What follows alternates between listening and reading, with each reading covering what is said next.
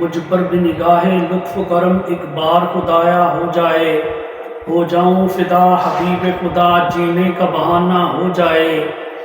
یہ شان رسالت کیا کہیے، یہ جاہ و جلالت کیا کہیے، ہو جائے کمر دو ٹکڑے اگر انگلی کا اشارہ ہو جائے۔ فاروق سے کوئی پوچھے تو وہ چشم کرم جس پر بھی اٹھے، فاروق سے کوئی پوچھے تو وہ چشم کرم جس پر بھی اٹھے۔ اللہ کا دشمن پل بھر میں اللہ کا پیارا ہو جائے۔ رہ رہ کے مچلتی ہے آقا مدت سے یہی حسرت دل میں، ہر صبح میری جب آنکھ کھلے روضے کا نظارہ ہو جائے۔ جیسا کہ میں آپ کے سامنے بیان کر رہا تھا، لَقَدْ مَنَّ اللَّهُ عَلَى الْمُؤْمِنِينَ اِذْ بَعَثَ فِيهِمْ رَسُولًا۔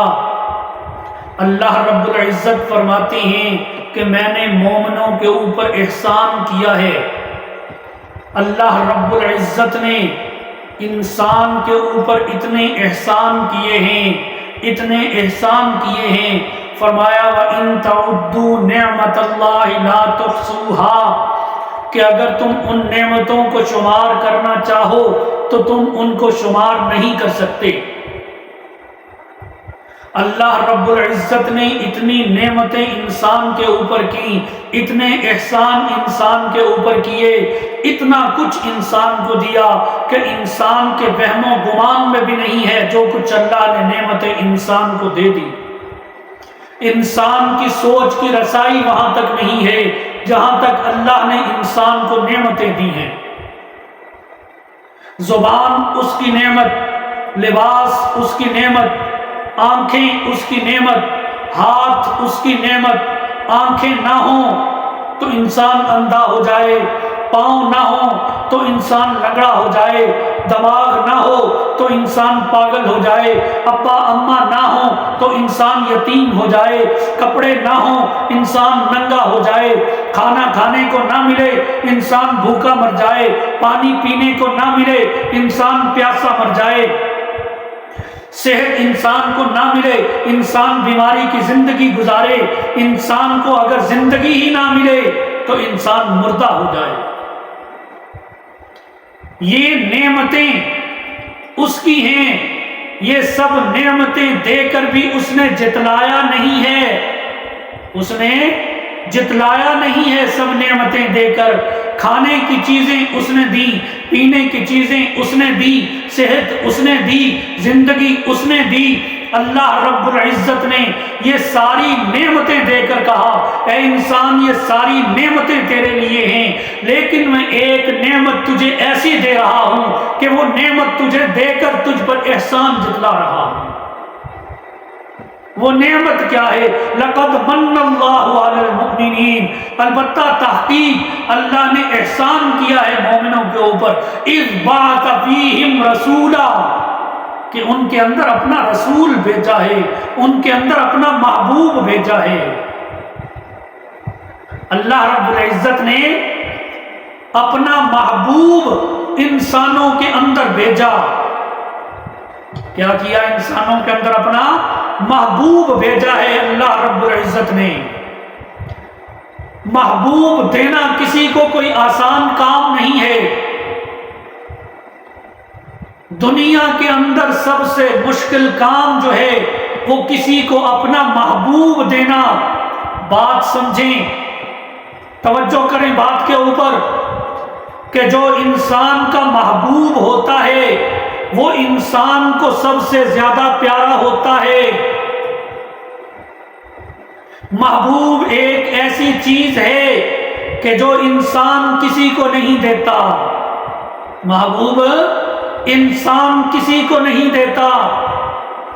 انسان کہتا ہے مجھ سے میری جان لے لو لیکن مجھ سے میرا محبوب نہ مانگو، میری اولاد لے لو مجھ سے میرا محبوب نہ مانگو، میں وطن چھوڑ دوں گا لیکن میں اپنے وطن کے اوپر اپنے یار کی قربانی نہیں دوں گا۔ اللہ رب العزت فرماتی ہیں کہ میں نے اپنا محبوب تمہیں دیا ہے۔ محبوب اللہ کا ہے لیکن سپرد انسانوں تمہارے کیا ہے۔ اللہ نے اپنا محبوب انسانوں کو دیا. یہ کتنے عظمت کی بات ہے، یہ کتنی عظیم چیز ہے جو اللہ نے ہمیں دی ہے. اللہ رب العزت اپنا محبوب ہمارے سپرد کر رہے ہیں. پھر فرمایا لقد من اللہ، کہ میں نے احسان کیا ہے.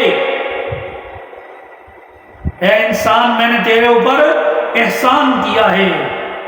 احسان کی اہمیت، احسان کی عظمت سمجھنے کے لیے یہ بات ذہن نشین کرنا ضروری ہے.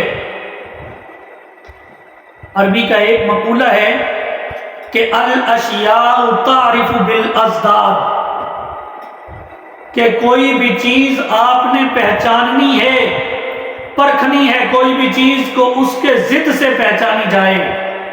ابھی ہم سارے بیٹھے ہوئے ہیں روشنی میں، اگر یہی اندھیرا ہو جائے تو ہمیں اس روشنی کی قدر و قیمت کا پتہ چل جائے گا. ہم صحت مند بیٹھے ہوئے ہیں سارے، اللہ نے ہمیں صحت دی ہے. صحت کی قدر ہسپتال میں جا کے مریضوں سے پوچھو. اللہ نے ہمیں زندگی دی ہے، اس زندگی کی قدر قبرستان میں جا کر کبھی مردوں سے سوال کر کے پوچھو. اللہ رب العزت نے ہمیں دولت دی ہے، اس دولت کی قدر کسی فقیر سے جا کے پوچھو کہ دولت کی قدر کیا ہے. آپ ذرا موازنہ کریں کہ اللہ کے نبی صلی اللہ علیہ وسلم سے آنے سے پہلے کے حالات اور آپ کے بعد کے معاشرے کے حالات کیا تھے. جب تک آپ نہیں آئے تھے، آپ کی تشریف آوری نہیں ہوئی تھی، آپ کی آمد نہیں ہوئی تھی، تو معاشرے کی کیا حیثیت تھی اور آپ کے جانے کے بعد معاشرے کی کیا حیثیت تھی. یہ بات سمجھنے کی ہے. غور کریں اس پہ کہ پہلے اور بعد کا زمانہ، اس میں زمین اور آسمان کا فرق ہے. پہلے کا زمانہ کچھ اور، بعد کا زمانہ کچھ اور. جب تک اللہ کے نبی صلی اللہ علیہ وسلم اس دنیا میں تشریف نہیں لائے تھے، اس وقت اللہ کو اللہ ماننے والا بھی کوئی نہیں تھا. کعبہ میں 360 بت رکھے ہوئے تھے جن کی پوجا کی جاتی تھی. کچھ بت بنائے جاتے تھے، کچھ بت بیچے جاتے تھے. بتوں کی باقاعدہ طور پہ بولیاں لگائی جاتی تھیں. یہ بت 10 روپے کا، یہ 20 روپے کا، وہ 50 روپے کا، یہ 100 روپے کا. یہ بت مٹی کا ہے، یہ بت مٹی کا ہے، یہ بت پیتل کا ہے، یہ بت لکڑی کا ہے، وہ بت چاندی کا ہے، یہ بت سونے کا ہے. پھر خداؤں کی بھی کئی قسمیں ہوا کرتی تھی. ایک قسم کا خدا نہیں تھا، خداؤں کی بھی کئی قسمیں تھیں. یہ آگ بجھانے والا خدا ہے، یہ پانی برسانے والا خدا ہے، یہ کھانا دینے والا خدا ہے، یہ صحت دینے والا خدا ہے، یہ بیماری دینے والا خدا ہے، یہ موت دینے والا خدا ہے، یہ کاروبار والا خدا ہے. عجیب حالات تھے اس معاشرے کے. عجیب حال تھا اس کعبہ کا کہ جس کی بنیاد جناب ابراہیم خلیل اللہ نے رکھی. وہ کعبہ جس کی بنیاد ابراہیم علیہ السلام نے رکھی، رات کے سناٹوں میں اٹھ کر اللہ سے دعائیں مانگی اس کی آبادی کے لیے، اور اس میں 360 بت رکھ کر ان کی پوجا کی جا رہی ہے. میرے محترم دوستو، ان 360 خداؤں کی پوجا کی جا رہی ہے، ان کے سامنے سر جھکایا جا رہا ہے. کبھی آگ والے کے سامنے سر جھکایا جاتا ہے، کبھی پانی والے کے سامنے سر جھکایا جاتا ہے، کبھی بیماری والے کے سامنے سر جھکایا جاتا ہے، کبھی صحت والے کے سامنے سر جھکایا جاتا ہے. غرض جو نیت ہوتی تھی، جو تکلیف ہوتی تھی، اس کے مطابق اس بت کے سامنے سر جھکایا جاتا تھا.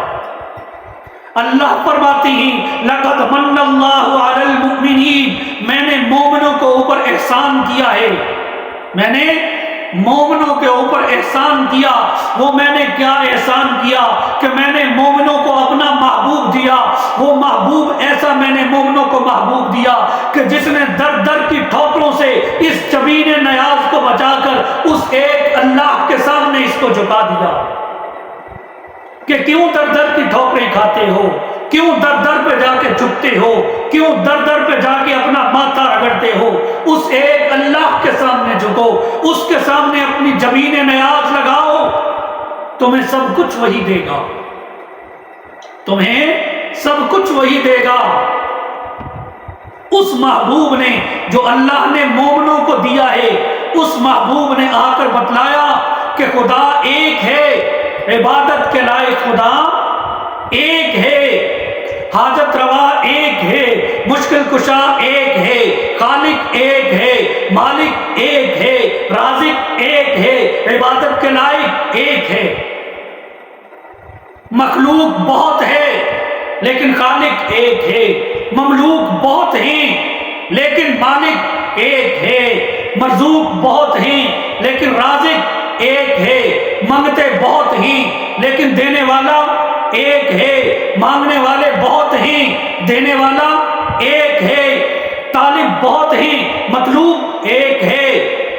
میرے محترم دوستو، مقصود ایک اس اللہ کی ذات ہے، مقصود و مطلوب اس ایک اللہ کی ذات ہے۔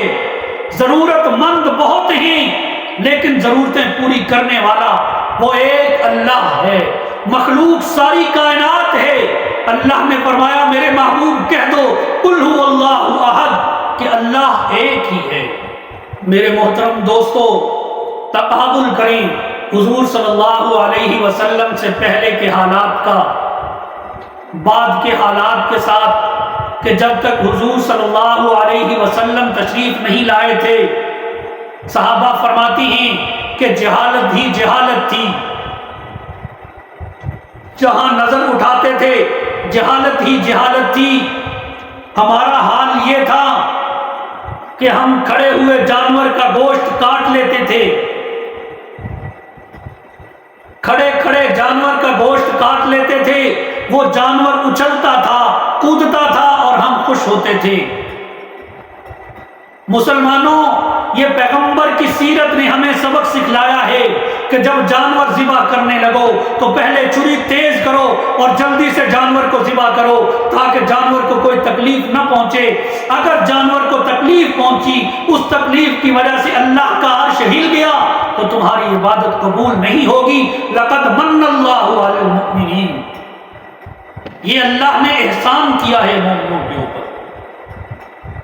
جب حضور نہیں آئے تھے تو ماں کی ناقدری ہوتی تھی، ماں کی کوئی قدر و قیمت نہیں تھی، ماں کی کوئی عزت و اہمیت نہیں تھی، ماں کو کوئی عزت کی نظر سے دیکھتا نہیں تھا۔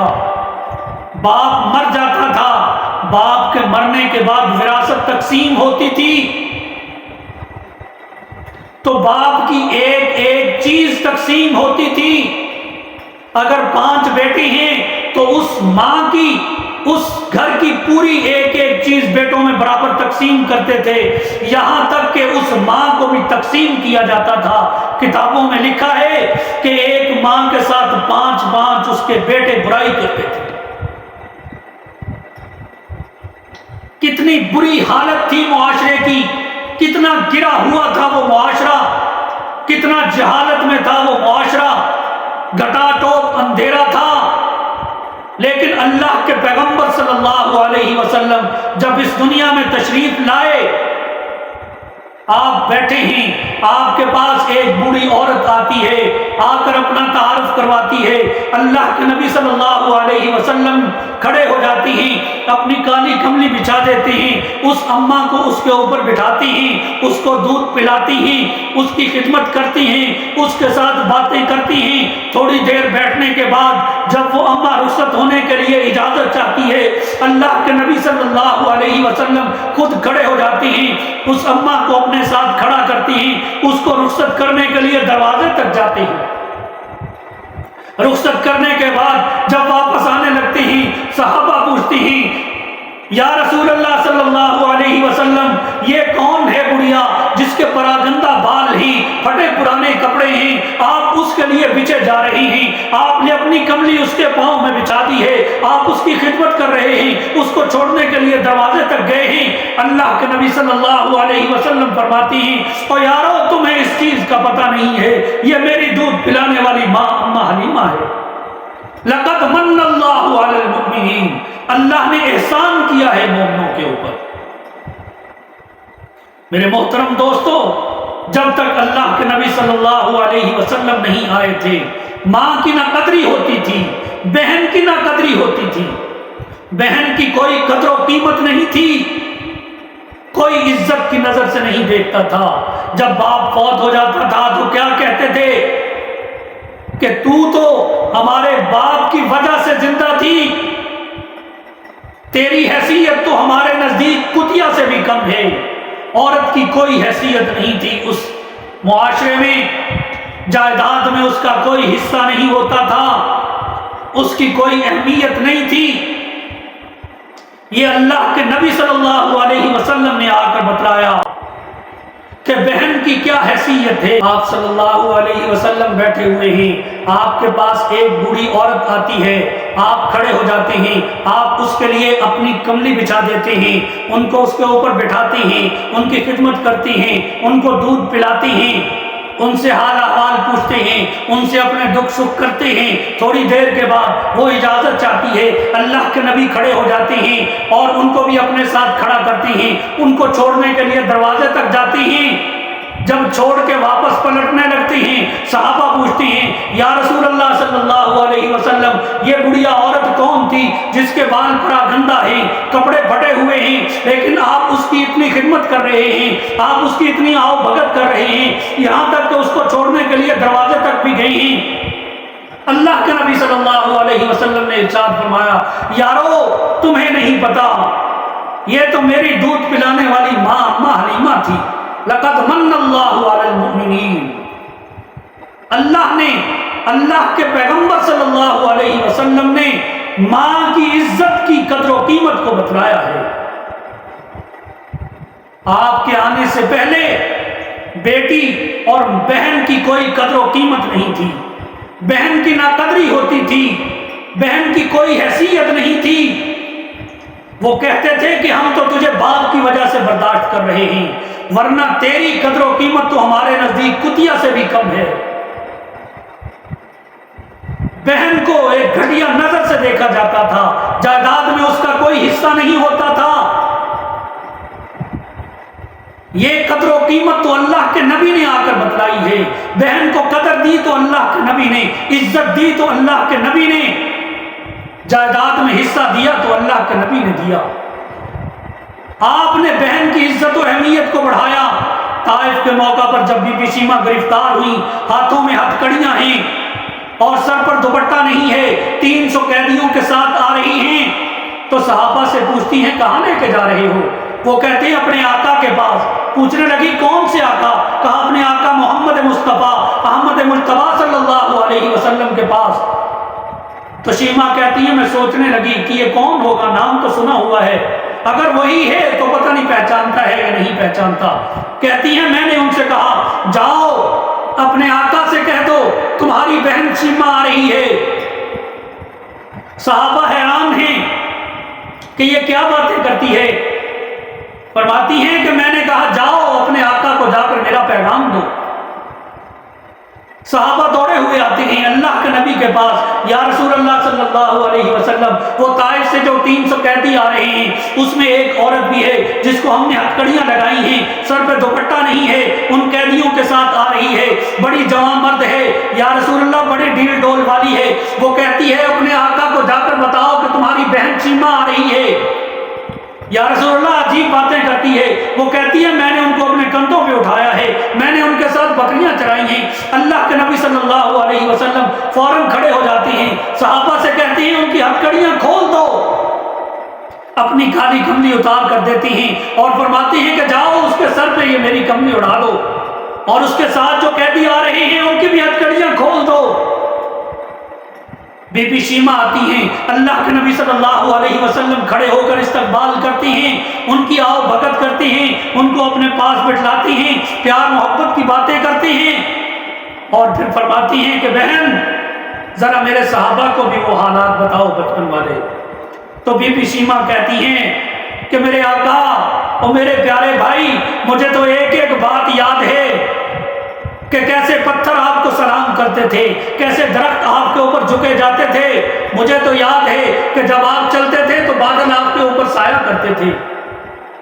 مجھے تو یہ بھی یاد ہے کہ جب میں گود میں اٹھا کر آپ کو بکریاں چرانے جاتی تھی، بکریاں چرتی نہیں تھی، وہ تو آپ کا چہرہ تکتی رہتی تھی۔